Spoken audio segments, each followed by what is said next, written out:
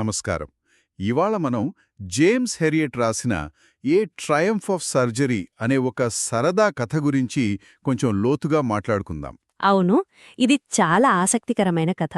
మన దగ్గర ఈ కథకు సంబంధించిన కొన్ని విశ్లేషణలు, సారాంశాలు ఉన్నాయి. కథ పేరు వింటే ఏదో పెద్ద ఆపరేషన్ చేసి ప్రాణాలు కాపాడినట్టు అనిపిస్తుంది కదా. అవును, శస్త్రచికిత్స సాధించిన విజయం అని అర్థమొస్తుంది. కరెక్ట్. కానీ ఇక్కడ ఆశ్చర్యం ఏంటంటే ఈ కథలో అసలు కత్తితో కోసే సర్జరీనే జరగదు. అవును, కనీసం ఒక్క మందుబెళ్ళ కూడా వాడరు. మరి ఆ విజయం ఏంటి? దేని మీద సాధించిన విజయం? అదే మనం ఇప్పుడు విడమర్చి చూడబోతున్నాం. నిజానికి ఇది ప్రేమకి, గారాబానికి మధ్య ఉన్న సన్నని గీతను అద్భుతంగా చూపిస్తుంది. అంటే మంచి ఉద్దేశంతో చేసే పనులు కూడా కొన్నిసార్లు ఎంత హానికరంగా మారతాయో చెప్పడానికి ఇదొక చప్పటి ఉదాహరణ. అవును, కథ మొదలయ్యేసరికి మన హీరో ట్రిక్కీ అనే కుక్క పరిస్థితి చాలా దారుణంగా ఉంటుంది. దాని యజమాని శ్రీమతి పంఫ్రే. ఆవిడ ఒక ధనవంతురాలు. ఆవిడకు తన కుక్క ట్రిక్కీ అంటే ప్రాణం. కాని ఆ ప్రేమను ఆమె ఎలా చూపిస్తుందంటే దానికి అన్నీ తినిపించడం ద్వారా.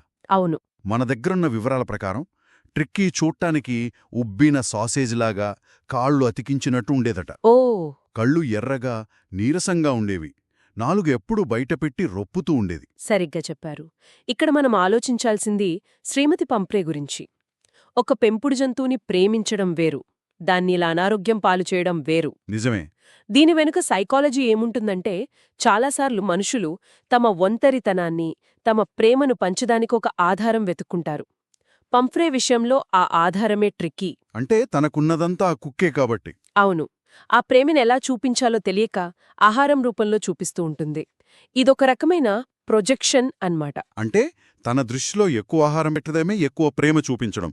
కేకులు, చాక్లెట్లు, కాడ్ లివర్ ఆయిల్, మాల్ట్ అన్నీ అసలు దానికి అవసరం లేనివన్నీ పెట్టేది. డాక్టర్ హెరియట్ వద్దని చెప్పినా వినదు. అది నీరసంగా ఉందనిపించింది, అందుకే పెట్టాను అని ఒక సాకు చెప్తుంది. అవును, ఆమె తన తప్పును ఒప్పుకోవడానికి సిద్ధంగా లేదు. సమస్య తన గారాబంలో ఉందని ఆమె గ్రహించలేదు. ట్రిక్కీకి ఏదో బలహీనత ఉందని నమ్ముతుంది. కరెక్ట్. దానికింకా ఎక్కువ పోషణ అవసరమని ఆమె గట్టిగా నమ్ముతుంది. ఈ అందమైన ప్రేమే ట్రిక్కీని చావు అంచుల వరకు తీసుకెళ్ళింది. అందుకే కదా డాక్టర్ హెరియట్ పరిస్థితి చూసి షాక్ అయ్యాడు.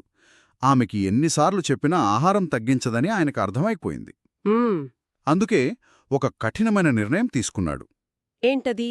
ఆయన ఒకే ఒక్క పరిష్కారం చెప్పాడు. ట్రిక్కీని వెంటనే హాస్పిటల్లో చేర్పించాలి.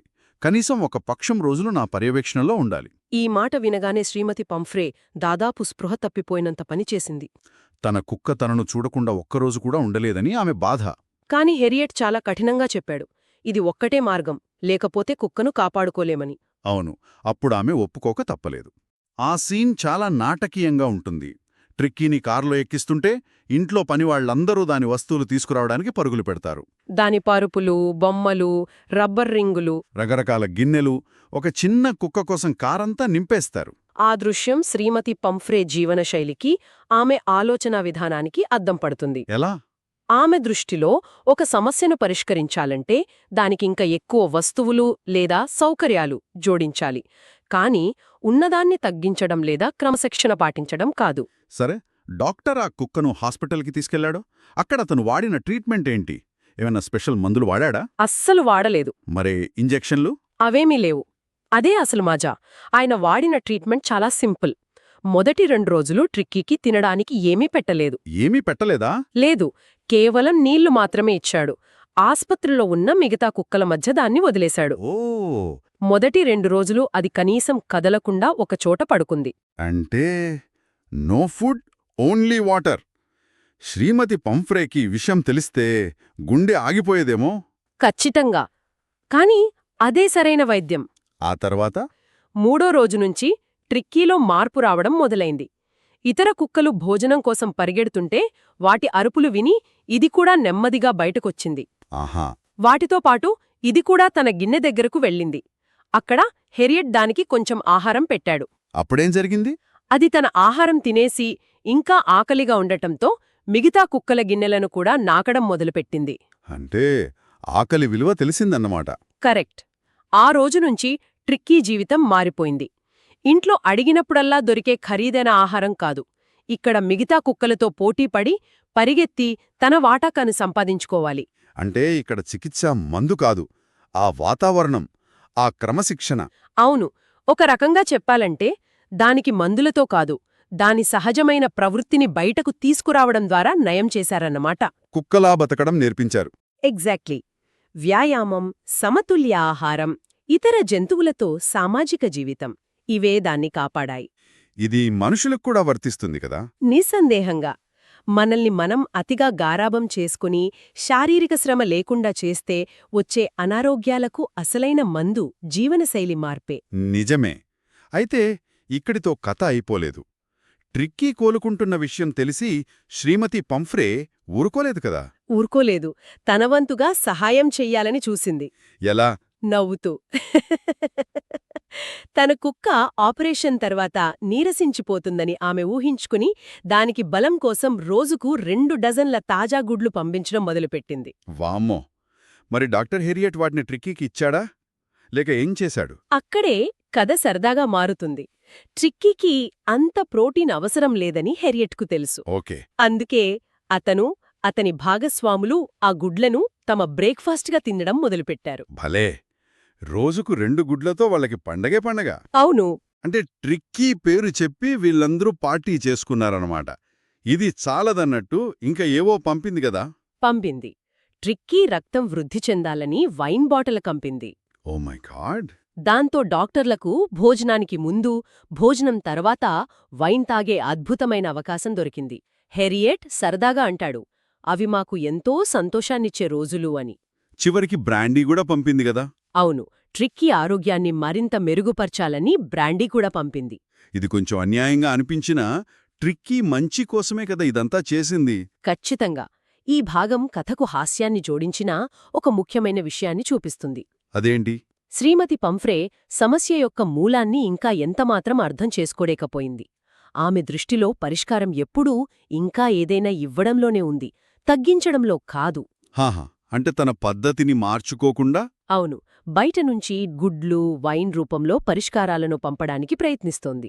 చివరికి 2 వారాల్లో ట్రిక్కీ పూర్తిగా కోలుకుంది. అవును, అది ఉబ్బిన సాసేజ్లా కాకుండా కండరాలు పట్టి చురుకైన కుక్కగా మారింది. దాన్ని ఇంటికి తీసుకెళ్లొచ్చని హెరియట్ ఫోన్ చేయగానే శ్రీమతి పంఫ్రే నిమిషాల్లో అక్కడ వాలిపోయింది. ఆ చివరి దృశ్యం చాలా భావోద్వేగంగా ఉంటుంది. కారు దిగగానే ట్రిక్కీ తన యజమానిని చూసి ఒక తూటాలా దూకి ఆమె ఒళ్ళో కూర్చుంటుంది. ఆమె ముఖమంతా నాకేస్తుంది. తన కుక్క మళ్లీ మునుపటిలా ఆరోగ్యంగా చురుగ్గా మారినందుకు ఆమె కళ్లలో ఆనందభాష్పాలు. అప్పుడు ఆమె డాక్టర్ హెరియట్తో ఒక మాటంటుంది. అదే ఈ కథకు టైటిల్.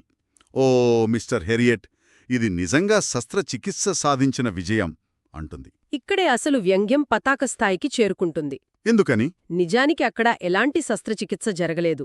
జరిగింది కేవలం జీవనశైలిలో మార్పు. కాని ఆమె దృష్టిలో అది ఒక వైద్య అద్భుతం. ఎందుకంటే తన గారాబమే సమస్యనామ ఒప్పుకోలేదు. కరెక్ట్.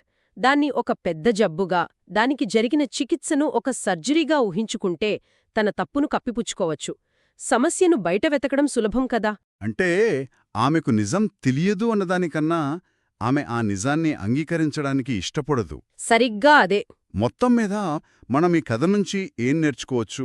మన దగ్గరున్న ఒక విశ్లేషణ దీని నేరుగా తల్లిదండ్రులు, పిల్లల పెంపకంతో పోలుస్తుంది. అవును, అది చాలా సరైన పోలిక.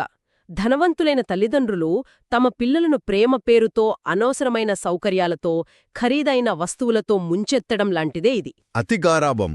అవును, అతిగారాబం పిల్లల శారీరక, మానసిక ఎదుగుదలను ఎలా దెబ్బతీస్తుందో చెప్పడానికి ఇదొక చక్కటి ఉపమానం. అంటే పిల్లలకు కష్టపడటం నేర్పించకుండా. అవును, క్రమశిక్షణ, ఓటమిని ఎదుర్కోవడం నేర్పించకుండా అన్నీ అరచేతిలో పెడితే వారు కూడా ట్రిక్కీలాగే బలహీనంగా తయారవుతారు. కాబట్టి మనం ప్రేమ అనుకునేది కొన్నిసార్లు ఎదుటివారికి మేలు చేయడం కంటే కీడే ఎక్కువ చేస్తుందన్నమాట. ఖచ్చితంగా. అస్సలైన చికిత్స, అసలైన ప్రేమ అంటే క్రమశిక్షణతో కూడిన సరైన జీవన విధానాన్ని నేర్పించడమే. సరిగ్గా అదే. అయితే ఇక్కడ మనం ఆలోచించాల్సిన మరో విషయం ఉంది. చెప్పండి. ఈ అతి గారాబం అనే నమూనా కేవలం పెంపుడు జంతువులు లేదా పిల్లల విషయంలోనే కనిపిస్తుందా? లేక మన జీవితంలోని ఇతర అంశాలలో కూడా దీన్ని మనం చూస్తామా? ఆసక్తికరమైన ప్రశ్న. ఎలా? ఉదాహరణకు, మన సొంత చెడు అలవాట్లను మనం నిర్వహించుకోవడంలో కూడా ఇలాగే ప్రవర్తిస్తామేమో. అంటే ఒక్కసారికే కదా, ఈ ఒక్క రోజే కదా అని మనల్ని మనం గారాబం చేసుకుంటూ సమస్యను పెద్దది చేసుకుంటామా? ఓ అనారోగ్యకరమైన ఆహారం తింటూ, వ్యాయామం చెయ్యకుండా మన శరీరం పట్ల మనం కూడా శ్రీమతి పంప్రేలాగే ప్రవర్తిస్తున్నామా? నిజమే. మనల్ని మనం గారావం చేసుకోవడం కూడా ఒక రకంగా ట్రిక్కీని పాడు చేసినట్టే.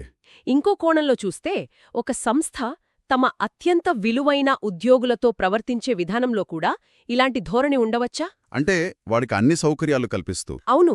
వారిని ఏ నియమాలకు కట్టుబడనివ్వకుండా చేస్తే అది దీర్ఘకాలంలో వారి సామర్థ్యాన్ని పెంచుతుందా లేక తగ్గిస్తుందా? మంచి పాయింట్. అసలు శ్రద్ధ చూపించడం ఎప్పుడూ హద్దులు దాటి ఎదుటివారిని బలహీనపరిచే స్థాయికి వెళ్తుంది. ఇది మనం ఆలోచించాల్సిన విషయం. గీత ఎక్కడుందో తెలుసుకోవడమే నిజమైన తెలివి. అవును, అదే ఈ కథ చెప్పే అసలైన విజయం.